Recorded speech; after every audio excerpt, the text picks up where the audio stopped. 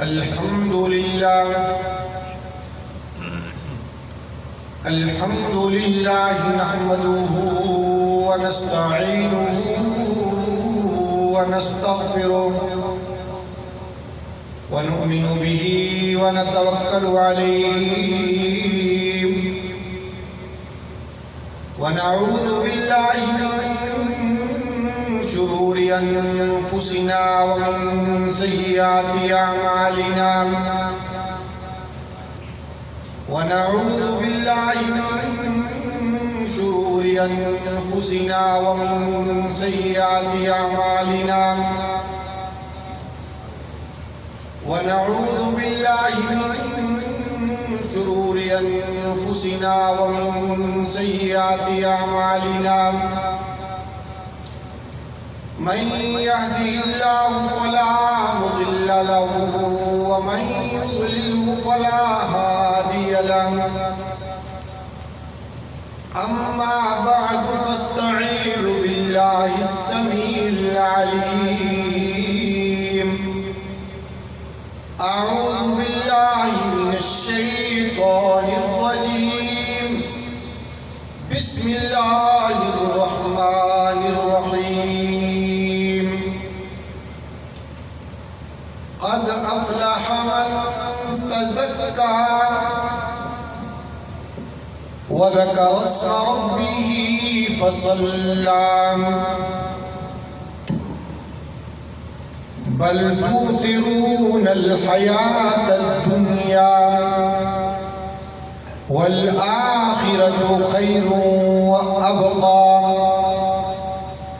إن هذا لفي الصحف الأولى صحف إبراهيم وموسى صدق الله العظيم وبلغنا رسوله النبي الكريم درود شریف اللهم صل على سيدنا محمد وعلى آل سيدنا محمد وبارك وسلم وصلی علیہ۔ اسلام پورا کے تمام دوستوں کو عید الفطر مبارک۔ سورۃ الاعلیٰ 30ویں سپارے میں ہے۔ اس میں اللہ جل جلالہ نے ارشاد فرمایا قد افلح من تزکا، تحقیق وہ شخص کامیاب ہو گیا جس نے اپنے آپ کو پاک کیا۔ وَذَكَرَ اسْمَ رَبِّهِ فَصَلَّى، اور اپنے رب کا نام یاد کیا، فصلى نماز پڑھی۔ بل تؤثرون الحیات الدنیا، آپ نے تو دنیا کی زندگی کو ترجیح دے رکھی۔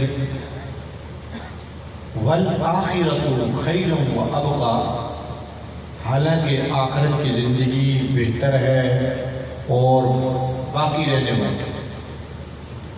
ان ھذا لفی الصحف الاولی، یہ بات پہلی آسمانی کتابوں میں لکھی ہوئی ہے۔ صحف ابراہیم و موسیٰ، حضرت ابراہیم اور حضرت موسیٰ علیہ السلام کی کتابوں میں بھی یہ بات لکھی ہوئی موجود ہے۔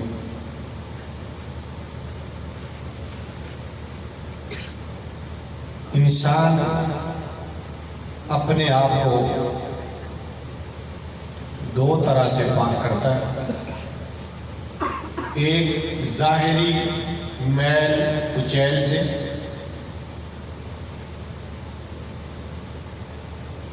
اس کے لیے دنیا میں مختلف قسم کی چیزیں ایجاد کی گئی، صابن، مختلف اور چیزیں، ان سے انسان ظاہری میل کچیل کو دور کرتا ہے۔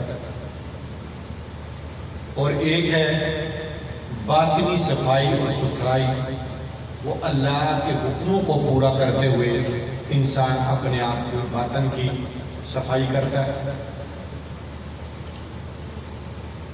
جو کچھ اللہ जल्ल जलालहू ने इस इंसान को हुक्म दिया, उसके मुताबिक अमल करता चला जाता है, तो इसकी सफाई आमिरान है, फाइजुल मराम है, जिसने अपने आप को पाक किया, अल्लाह का नाम याद किया, नमाज अदा की और साथ ही इशारा दे दिया कि आखिरत की जिंदगी को आप लोग तरजीह दे दें, लेकिन आपने आखिरत की जिंदगी को तरजीह नहीं दी, दुनिया की जिंदगी को आपने प्रायोरिटी दी, तरजीह दी, दुनिया की जिंदगी को आप सब कुछ समझे। हालांकि ऐसा आपको नहीं करना चाहिए था, इसलिए कि आखिरत जो है खैर, आखिरत बेहतर है, वह अबका और बाकी रहने वाली। दुनिया की जिंदगानी कितने 100 साल आप जी लें, जिंदगी गुजारें आसाइशों में, आराम में, तरब मुसर्रत में, एक दिन आएगा सब फना के घाट उतर जाएगा, सब कुछ खत्म हो जाएगा। कितने फलक बोस इमारत तामीर की गई, कितने अरसे में इन बड़ी बड़ी इमारतों के मालिकान आज आसूदा खाक हो गए। एक ऐसी कौम आई थी जिसका कुरान करीम में जिक्र मौजूद है कि वो पहाड़ों के अंदर चट्टानें काट के इस तरह सुरंगें बनाते थे, टनल, और उनके अंदर अपनी रिहायशी तरतीबें कायम करते थे। आज तो हमारे यहाँ अल्लाह ताला आपको कहीं अपनी जमीन पर घुमाए फिराए, तो ये रेल पे जो लोग जाते हैं लाहौर से रावलपिंडी, रास्ते में कई जगह सुरंग आती है, जहां सुरंग के अंदर से रेल गुजरती है, या अल्लाह आपको ले जाए खीवड़ा, जहां नमक की कान मौजूद है और वहां से नमक निकलता है, नमक के पहाड़ हैं, तो ऐसी तकनीक के साथ उसको कोरेदा गया है और नमक निकाला गया है कि अच्छी भली रेल अंदर गुजरती है और कई लोगों का सांस भी रुक जाता है। ऐसी खूबसूरत अंदाज और छोटे छोटे सिस्टम भी अंदर उन्होंने बनाए हुए हैं। ये टनल जो है, ये सुरंगें जो है, ये दुनिया के कई ममालिक में मौजूद हैं, लेकिन यहाँ रिहायशी तरतीब आजकल नहीं है। उस जमाने में रिहायशी तरतीब थी और वो लोग नारा मारते थे, मन अशद्दु मिन्ना कुव्वा, हमसे ज्यादा ताकत वाला कौन बंदा। आज हम में से कोई आदमी अगर ताकत दिखाता है तो ये डोले दिखाता है कि जनाब मेरे मसल देखो। ये खाड़े में जो पहलवान उतरते हैं, ये मसल दिखा के अपने आप को पहलवानी साबित करते हैं, या अपने कोई जत्था चंद लोग तैयार किए हुए हैं जिनके बाद कलाशनकोफ हैं, 2-4 बंदे मारने के बाद अपने आप को दिखाते बताते हैं कि जनाब हमारी इतनी पावर है। लेकिन वो लोग अपने हाथों की कारीगरी के बाद कहते थे, मन अशद्दु मिन्ना कुव्वा, हमसे ज्यादा ताकत वाला कौन है। अल्लाह जल्ल जलालहू ने उनका भी खात्मा कर दिया और कुरान करीम ने उनका नक्शा खींचा कि एक हवा के झोंके ने उनको जमीन पर ऐसे लिटा डाला कअन्ना आजादु नखलिन खाविया, जिस तरह सर्वकद खजूर के दरख्त जमीन पर उल्टे पड़े थे, इस तरीके से उन लोगों के बड़े बड़े कद वो जमीन पर गिरे पड़े थे, का नाम और निशान बाकी न रहा। तो ये दुनिया की जिंदगी जितनी भी इंसान गुजार ले, एक दिन आएगा खत्म। बड़े बड़े प्लाजों के मालिक खत्म, जायदादों के मालिक खत्म, बिजनेस वाले खत्म। क्यों? अल्लाह ने ये दुनिया रहने के लिए बनाई। लिदू लिल मौत वबनु लिल खराब, आप पैदा तो मौत के लिए हुए और तामीरात आप वीरानी के लिए करते। वीरान یہ ہمارے پاکستان میں بھی اس وقت بھی بڑی جاذب دل و نگاہ عمارات ہیں کئی مقامات پر. وہاں آپ چلے جائیں الو بولتے ہیں، کوئی رہنے والا نہیں ہے. عمارتیں بنائی ہیں، لوگ شفٹ ہو گئے کینیڈا میں، لوگ شفٹ ہو گئے امریکہ میں، لوگ شفٹ ہو گئے یو کے میں. یہاں رہنے والا کوئی نہیں. ملکہ کوثار مری میں آپ جا کے دیکھیں، لوگوں نے کروڑوں روپے کی عمارتیں وہاں خرید رکھی ہیں، بنا رکھی ہیں، ان میں رہنے والا کوئی نہیں. سالہ سال چوکیداروں کو پیسے دیتے ہیں اور اس ترتیب پر ان کی عمارتوں کی وہ حفاظت کرتے ہیں، مگر ان میں رہنے والا کوئی نہیں.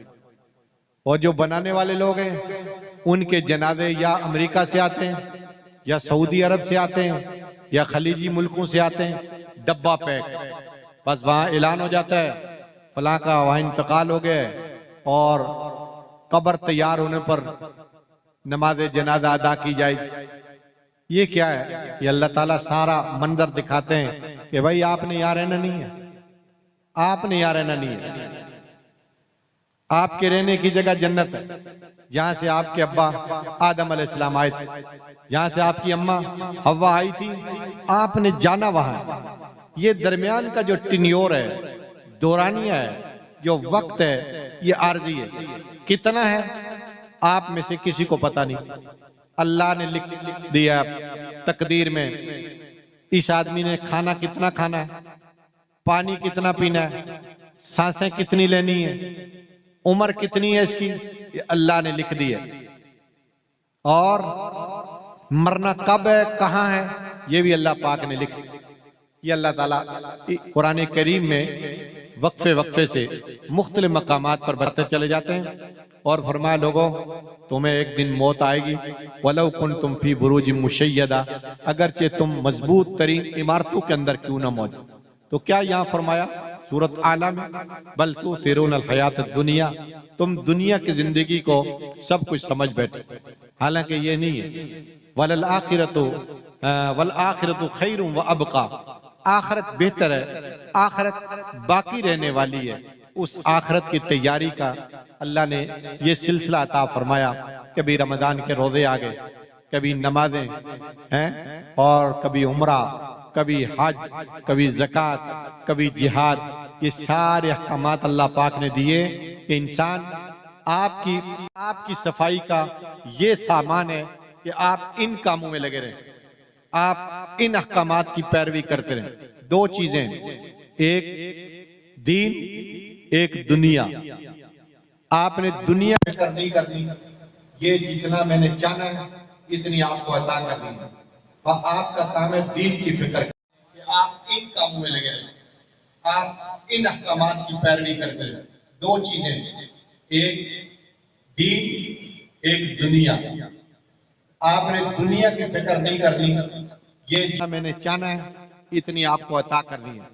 آپ کا کام ہے دین کی فکر کریں. آپ نمازیں آپ نے پڑھنی، اللہ نے نہیں پڑھنی. قرآن کی تلاوت آپ نے کرنی، روزے آپ نے رکھنے، اللہ نے نہیں رکھنے. تراویحیں آپ نے پڑھنی، اللہ نے نہیں پڑھنی. جہاد آپ نے کرنا ہے، اللہ نے نہیں کرنا. حج آپ نے کرنا ہے، اللہ نے نہیں کرنا. صدقہ خیرات آپ نے کرنا ہے، زکاتیں آپ نے دینی ہے، مال آپ نے لٹانا ہے، اپنے بٹوے آپ نے کھولنے. یہ سارا کیا ہے؟ اللہ انسان کو بتا رہا ہے کہ یہ کام آپ نے کرنا. دو چیزیں، دین اور دنیا. دنیا کی ٹینشن آپ کی نہیں ہے، یہ خدا جانے، خدا کا کام جانے. آپ کی ٹینشن دین کی ہونی چاہیے بس. دیکھا نا، اللہ نے جب دنیا میں بھیجا تو یہ ساری ذمہ داری اس نے لی ہے. آپ نے کھانا کیا ہے، یہ اس نے آپ کو دینا ہے. کس ترتیب پر دینا ہے، اس نے آپ کی روٹی روزی یہ ساری بکھیر دی ہے زمین. آپ نے صرف چننی ہے، آپ نے اٹھانی ہے، اور آپ نے اللہ کی ترتیب کے مطابق اس کو حاصل کرنا ہے. لیکن اس کے لیے کولو کا بیل نہیں بننا، دن اور رات ایک نہیں کرنا اس کے لیے، جس طرح ہم کر رہے ہیں، جس طرح ہماری آنکھوں کے سامنے لوگ کر رہے ہیں. نماز کا وقت نہیں ہے. اگر نماز کا وقت ہو مل گیا اللہ کی طرف سے، پھر ہم گھڑی کو بھی دیکھتے ہیں بار بار، وہ جی وقت ختم ہو رہا ہے، مولوی صاحب نے یہ وقت دیا تھا، یہ وقت ختم ہو گیا. خاص کر کے جمعے کے وقت آپ کی نگاہ کہ اگر کسی دو چار سروں کے اوپر پڑ جائے تو بار بار یوں کر کے گھڑی کو دیکھتے ہیں، اگر مولوی صاحب کی تقریر تھوڑی اوپر پھر یوں کر کے دیکھتے ہیں، نماز لمبی ہو گئی تو ادھر دھیان چلا جاتا ہے، ٹھیک ہے؟ تو یہ کیا ہے؟ انسان اس چیز کی طرف دھیان کرے کہ بھئی اللہ جل جلالہ نے ہمارے لیے یہ احسان فرمایا کہ ہمیں توفیق دی، ہمیں آنکھیں عطا فرمائی کہ ان سے ہم دیکھ رہے ہیں، ہاتھ عطا فرمائی ان سے ہم پکڑ رہے ہیں، زبان عطا فرمائی اس سے ہم بول رہے ہیں، پاؤں عطا فرمائی اس سے ہم چل رہے ہیں، دماغ عطا فرمائی اس سے ہم سوچ سمجھ رہے ہیں۔ اب اللہ کے حکموں کو جوں جوں پورا کرتے چلے جائیں گے، اللہ کہتے ہیں قد افلح من تزکا، جس نے اپنے آپ کو پاک کیا وہ کامیاب ہو گیا۔ وذکر اسم ربہ، یہ کامیاب لوگ اپنے پروردگار کا نام لیتے ہیں، فصلہ اور ادائیگی بندگی بجا لاتے، بل توثرون الحیات الدنیا، یہ بھی ذرا دھیان کر لو، آپ نے دنیا کی زندگانی کو پرائٹی دے دی۔ توثرون کا معنی پرائٹی دیتے ہو تو، ترجیح دیتے ہو تو، والآخرۃ خیر وابقی، حالانکہ آخرت کی زندگی بہتر ہے اور باقی رہنے والی۔ یہ دنیا کی زندگی عارضی ہے، فانی ہے، بلبلہ ہے اور پگھلتی برف ہے، ڈھلتی چھاؤں ہے، یہ ختم ہو جائے گی۔ اس لیے آپ لوگ آخرت کی تیاری میں لگے رہیں۔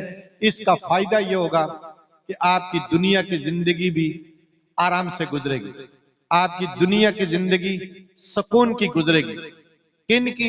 جو آخرت میں لگے رہتے ہیں، دنیا کی زندگی سکون میں گزرے گی، دل کا اطمینان ملے گا، اطمینان قلبی، دل جمعی ملے گی، دماغ اور دل کا سکون ملے گا۔ آخرت کی تیاری میں آپ لگے رہیں۔ آپ حضرات اس بات کو تجربہ سے گزارتے ہیں کہ جب آپ نماز پڑھتے ہیں آپ کو ایک گنا سکون ملتا ہے، آپ نے روزے رکھے آپ کو بڑا سکون ملا، آپ نے تراویح کی نماز پڑھی آپ کو سکون ملا، آپ نے قرآن کی تلاوت کی آپ کو سکون ملا۔ اور جس دن کوئی آگے پیچھے سسٹم تھوڑا ہو جاتا ہے اور آپ دیکھیں کیسی انسان کے دل دماغ میں کھلبلی مچی رہتی ہے، وہ یار میں نے نماز نہیں پڑھی، وہ یار میں نے نماز نہیں پڑھی، وہ یار میں نے یہ نیکی کا کام نہیں کیا، انسان کو ٹینشن لگی رہتی ہے۔ جس محلے میں رہتا ہوں وہاں مناوا میں مدرسہ بنایا ہم نے، رات سے بڑی بے چینی ہے وہاں۔ وقفے سے کوئی بندے آ کے کہتے رہے، کوئی آ کے کہتا رہا حضرت آج ہم نے روزہ نہیں رکھا، آج کھانے کے لیے کچھ نہیں تھا۔ اب مولوی بیچارہ غریب کیا کرے، حضرت کھانے کے لیے کچھ نہیں تھا، سحری کے لیے کچھ نہیں تھا، آج روزہ نہیں رکھا۔ رات ایک بی بی آئی، اس نے پوری کہانی سنا دی اپنی، وہ فدیہ پوچھنے آئی تھی، بھائی جو روزے نہیں رکھے بیماری کی حالت میں اس کا فدیہ کیا ہے؟ اس طرح ہر آدمی اپنا دکھڑا بیان کرتا ہے، سناتا ہے۔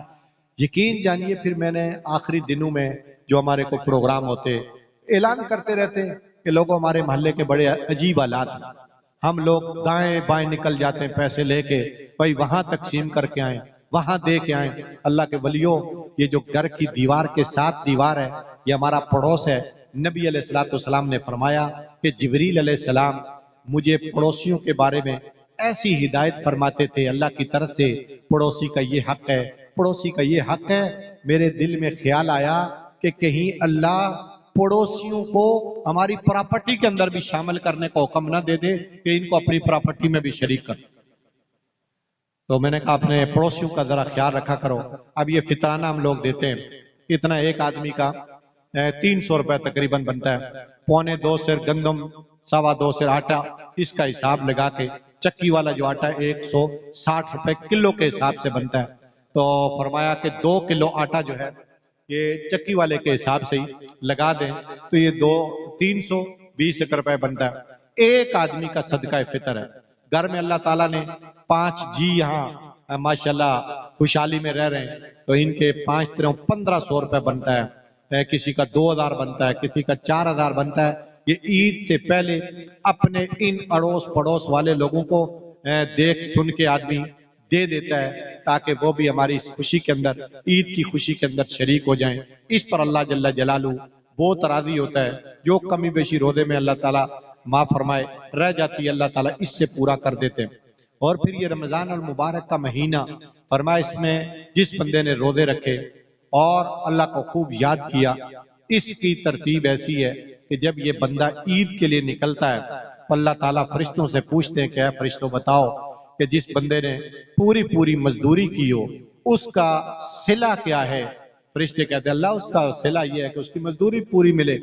تو پھر اللہ تعالیٰ کی طرف سے ایک منادی آواز دیتا ہے، یا امت محمد، اے محمد علیہ السلام کی امت، ارجعوا الی منازلکم، اپنے گھروں کی طرف لوٹ جاؤ، قد بدلت سیئاتکم بالحسنات، میں نے تمہارے گناہوں کو تمہاری نیکیوں کے ساتھ تبدیل کر دیا۔ جو گناہ تمہارے کچھ ہو گئے ان کو بھی میں نے نیکیوں میں کنورٹ کر دیا۔ تمہیں یہ حضور کی امت کی خوبی اور خصوصیت ہے، نبی پاک علیہ السلام کی برکت سے، حضور پاک کے صدقے میں، حضور پاک کے وسیلے میں یہ حضور کی امت کی خوبی ہے کہ اللہ اس کے ان چھوٹی موٹی کوتاہیوں کو نیکیوں کی شکل میں بدل دے۔ قد بدلت سیئاتکم بالحسنات، میں نے تمہاری ان ٹوٹی پھوٹی کوتاہیوں کو تمہاری نیکیوں کے ساتھ بدل ڈالا، یعنی نیکیاں کھاتے میں ڈال۔ اللہ سے کون پوچھے اللہ جی یہ آپ نے کیا کر دیا؟ اللہ سے کوئی نہیں پوچھ سکتا۔ سارے گناہوں کو کنورٹ کر دے ٹوٹل نیکیوں میں، کوئی نہیں پوچھ سکتا، اور ذرا سی بات پر ساری نیکیاں ریموو کر دے اس کو پھر بھی کوئی نہیں پوچھ سکتا اللہ جی میری تو اتنی نیکیاں تھی یہ کدھر گئی؟ یہ نہیں پتا کہ ہماری کسی کوتاہی اور کوتا عملی کی وجہ سے ساری نیکیاں ریموو ہو گئی۔ تو اس لیے اللہ تعالیٰ پھر فرماتے ہیں آج جو ہم عید پڑھ رہے ہیں، اور لوگوں واپس چلے جاؤ اپنے گھروں کو، میں نے تم مغفور لکم، تم معاف ہو، تم میں معاف کر دیا۔ یہ حضور کی امت کی خصوصیت ہے، خوبی ہے۔ اللہ جل شانہ ہم سب کو معافی کا پروانہ عطا فرمائے، ہمارے گناہوں کو اللہ تعالیٰ معاف فرمائے، اور جن حضرات نے روزے رکھے اللہ ان کو مبارک فرمائے۔ بیماری کی وجہ سے جو روزہ نہ رکھ سکے، چونکہ بیمار کو اللہ تعالیٰ نے قرآن کریم میں اجازت دی ہے کہ جناب آپ بیمار ہیں تو آپ روزہ نہ رکھیں، بعد میں آپ رکھ لیں، یہ اللہ نے اجازت دی ہے۔ مسافر کو اجازت دی ہے روزہ نہ رکھنے کی، لیکن آج کل سہولیات ہیں، زیادہ لوگ ماشاءاللہ روزہ رکھ ہی لیتے ہیں، لیکن نہیں رکھا سفر کی حالت میں تو گناہ نہیں، چونکہ اللہ نے اجازت دی ہے، لیکن بعد میں اس گنتی کو پورا کرنا ضروری ہے۔ اللہ تعالیٰ مجھے آپ کو عمل کی سمجھ کی توفیق عطا فرمائے۔ آپ کا جو وقت ہے